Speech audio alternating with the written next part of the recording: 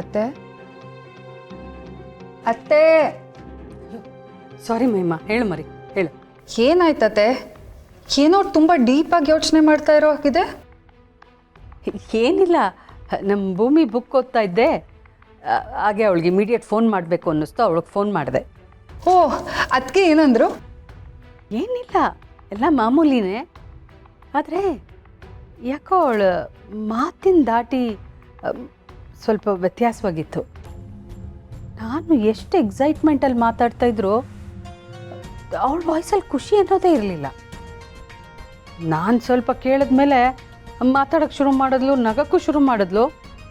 But Mahima, ನಿಜ ಹೇಳ್ತೀನಿ, ನಂಗೆ ಯಾಕೋ ಅದು ಯಾವುದೋ ಮನಸ್ಸಿಂದ ಅಂತ ಅನ್ನಿಸ್ಲಿಲ್ಲ.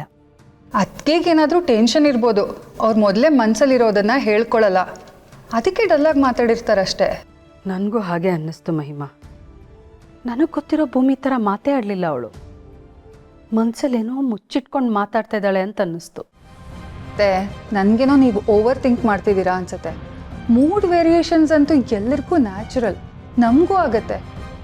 ಏನೋ ಕೆಲಸದ ಒತ್ತಡ ಇರುತ್ತೆ, ನಾಳೆ ಇಲ್ಲ ಅಂದರೆ ನಾಳಿದ್ದು ಮಾತಾಡಿ, ಅವಾಗ ಅದಕ್ಕೇನೆ ಎಲ್ಲ ಹೇಳ್ತಾರೆ ಅಷ್ಟೇ. ಅದಕ್ಕೆ ಯಾಕೆ ಇಷ್ಟೊಂದು ವರಿ ಮಾಡ್ಕೋತಿದ್ದೀರಾ? ನೀ ಹೇಳೋದೇನೋ ಸರಿ ಮಹಿಮಾ, ಆದರೂ ಆ ತಾಯಿಗೊಂದು ಸಂಕಟ ಅನ್ನೋದಿರುತ್ತಲ್ಲ.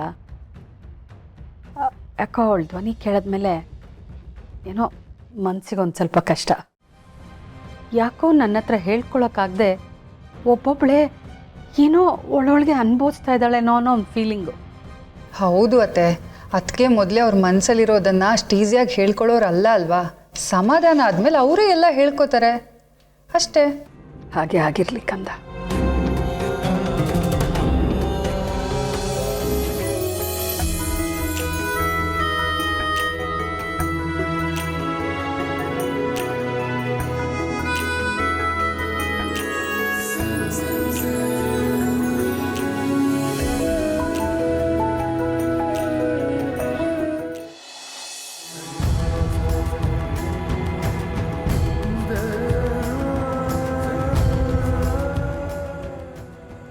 ನೀವು ನನ್ನ ದುಃಖದಲ್ಲಿ ಭಾಗಿಯಾಗ್ಬೋದು, ನನ್ನ ಖುಷಿಲಿ ಭಾಗಿಯಾಗಬಾರ್ದು. ನಿಮ್ಮ ಖುಷಿನ, ನೀವು ಖುಷಿಯಾಗಿರೋ ಹಕ್ಕನ್ನ ನನ್ನ ದುಃಖ ಯಾವತ್ತೂ ಕಿತ್ಕೋಬಾರ್ದು.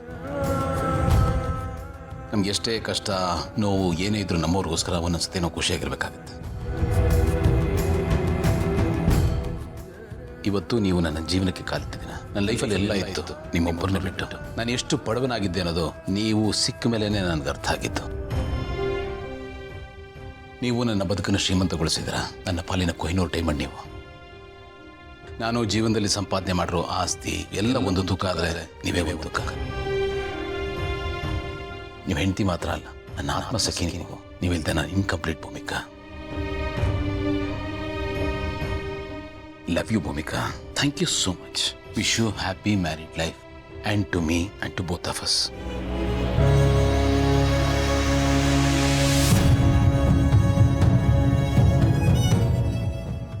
ಇವ್ರು ಬರೋಕ್ಕೆ ಮುಂಚೆ ಪ್ರೀತಿಸೋರೆಲ್ಲ ಫೂಲ್ಸ್ ಅಂತ ಅನ್ಕೊಂಡಿದ್ದೆ.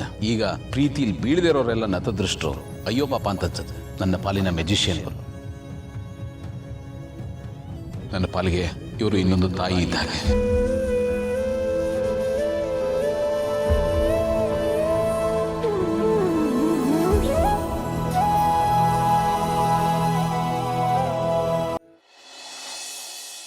ನಾನು ಬೆಳಗ್ಗೆ ಆನಂದ್ಗೆ ಮೇಲ್ ಮಾಡಕ್ಕೆ ಹೇಳ್ತೀನಿ.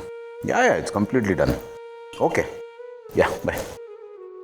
ಪುಟಿ, ಪಪ್ಪ, ಯಾಕೆ ಪುಟಿ ಬೇಜಾರಲ್ಲಿದ್ಯಾ? ಯಾರಾದರೂ ಏನಾದರೂ ಅಂದ್ರ? ಪಪ್ಪ, ಅಮ್ಮ ಮೊದ್ಲಿನ ಥರ ಇಲ್ಲ. ಯಾಕೇನಾಯ್ತು? ಪಪ್ಪ, ಮೊದಲೆಲ್ಲ ಅಮ್ಮನೇ ಎಲ್ಲ ಹೋಮ್ವರ್ಕ್ ಮಾಡಿಸ್ತಿದ್ರು. ಈಗ ಎಲ್ಲ ನೀವೇ ಮಾಡಬೇಕು, ಎಲ್ಲ ನೀವೇ ಕಲ್ತ್ಕೋಬೇಕು ಅಂತ ಹೇಳ್ತಿದ್ದಾರೆ. ಅಷ್ಟೇನಾ? ಅದಕ್ಕೆ ಯಾಕೆ ಬೇಜಾರು ಮಾಡ್ಕೋತಿಪ್ಪ? ಅವರು ಏನೇ ಹೇಳಿದ್ರು ನಿಮ್ಮ ಒಳ್ಳೇದಕ್ಕೆ, ನೀವು ಕಲೀಲಿ ಅಂತ ಅಷ್ಟೇ. ಅದು ಒಂದೇ ಅಲ್ಲ ಪಪ್ಪ, ಬೆಳಗ್ಗೆನೂ ಹಿಂಗೆ ಆಗಿತ್ತು. ಯಾವಾಗಲೂ ಅಮ್ಮನೇ ನಮ್ಮ ರೆಡಿ ಮಾಡಿಸೋದು.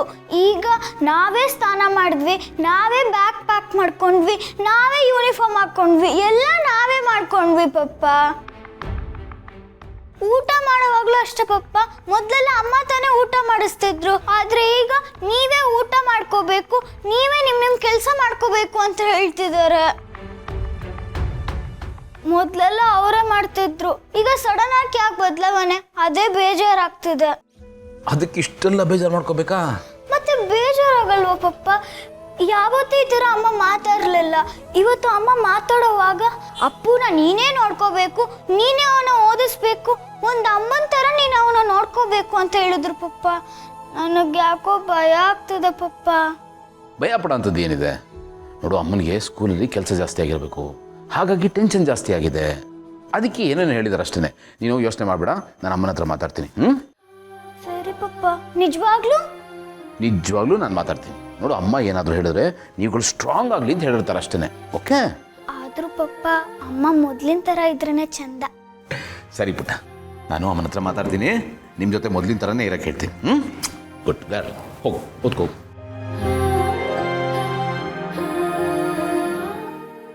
ಭೂಮಿಕಾ. ಹಾಂ ಗೌತಮರ್, ನಾನೊಂದು ಮಾತು ಕೇಳ್ತೀನಿ. ನನಗೆ ಹಾರ್ಕೆ ಉತ್ತರ ಬೇಕಾಗಿಲ್ಲ, ನೇರವಾಗಿ ಉತ್ತರ ಕೊಡಬೇಕು. ಈಗ ಮಿಂಚು ಬಂದು ನನ್ನ ಹತ್ರ ಮಾತಾಡ್ತಾ ಇತ್ತು, ಡ್ರೆಸ್ಸು, ಹೋಮ್ವರ್ಕು, ಊಟ ಇವೆಲ್ಲ ನೀವೇ ಮಾಡ್ಕೋಬೇಕು, ಇನ್ಮೇಲೆ ನಿಮ್ಮ ಜವಾಬ್ದಾರಿ, ಇಂಡಿಪೆಂಡೆಂಟ್ ಆಗಿರಬೇಕು ಅಂತ ಮಮ್ಮಿ ಹೇಳಿದ್ರು. ಮಮ್ಮಿ ಯಾಕೋ ಮೊದಲಿನ ಥರ ಎಲ್ಲ ಭಾಳ ರೂಡಾಗಿ ಬಿಹೇವ್ ಮಾಡ್ತಾ ಇದ್ದಾರೆ ಅಂತ ಹೇಳಿದ್ರು. ಯಾಕೆ ಹಾಗೆಲ್ಲ ಮಾತಾಡ್ತೀರಾ? ನಾನು ರೂಡಾಗಿ ಬಿಹೇವ್ ಮಾಡಿಲ್ಲ. ನಿಮ್ಮ ಕೆಲಸನ ನೀವು ಮಾಡ್ಕೊಳ್ಬೇಕು, ದೊಡ್ಡವರಾಗ್ತಿದ್ದೀರಾ ಅಂತ ಹೇಳಿದೆ ಅಷ್ಟೇ. ಅವಳು ನಿಮ್ಮ ಹತ್ರ ಬಂದು ಕಂಪ್ಲೇಂಟ್ ಮಾಡಿದ್ಲಾ? ಕಂಪ್ಲೇಂಟ್ ಅಂತಲ್ಲ. ನಾನು ಮಾತಾಡ್ತೀನಿ. ವೇಟ್, ನೀವು ಬನ್ನಿ ಕೂತ್ಕೊಳ್ಳಿ ಪ್ಲೀಸ್, ಬನ್ನಿ.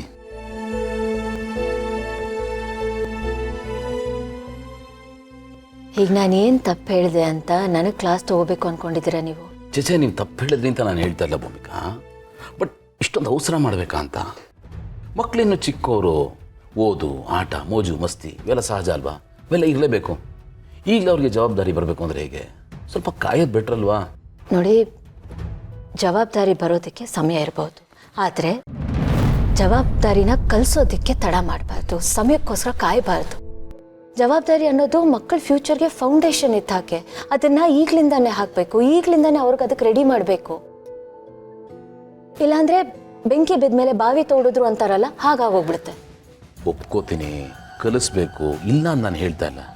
ಬಟ್ ಸುಮ್ಮನೆ ಚಾನಲ್ ಚೇಂಜ್ ಮಾಡೋ ಥರ ನಾವು ಬದಲಾವಣೆನ ಮಕ್ಕಳ ಮೇಲೆ ಹೇರಿದ್ರೆ ಅವ್ರಿಗೆ ಒಂಥರ ಶಾಕ್ ಟ್ರೀಟ್ಮೆಂಟ್ ಕೊಟ್ಟಾಗುತ್ತೆ. ಆಮೇಲೆ ಅದು ಅವ್ರಿಗೆಲ್ಲ ಅರ್ಥ ಆಗಲ್ಲ ಭೂಮಿಕಾ. ಮಕ್ಕಳಿಗೆ ಈ ಥರ ಸಡನ್ ಚೇಂಜಸ್ಸು ರಿಸೀವ್ ಮಾಡ್ಕೊಳಕ್ಕಾಗಲ್ಲ ಭೂಮಿಕಾ. ಅದು ಬೇರೆ ಥರನೂ ಟರ್ನ್ ಆಗ್ಬೋದು. ಅಪ್ಪ ಅಮ್ಮ ನಮ್ಮನ್ನು ನೆಗ್ಲೆಕ್ಟ್ ಮಾಡ್ತಾ ಇದ್ದಾರೆ, ಅವರು ನಮ್ಮಿಂದ ದೂರ ಆಗ್ತಾ ಇದ್ದಾರೆ ಅಂತಲೂ ಅನ್ನಿಸ್ಬೋದು. ಆಗ ಮಾಡಿದ್ದೆಲ್ಲ ವ್ಯರ್ಥ ಆಗಲ್ವಾ?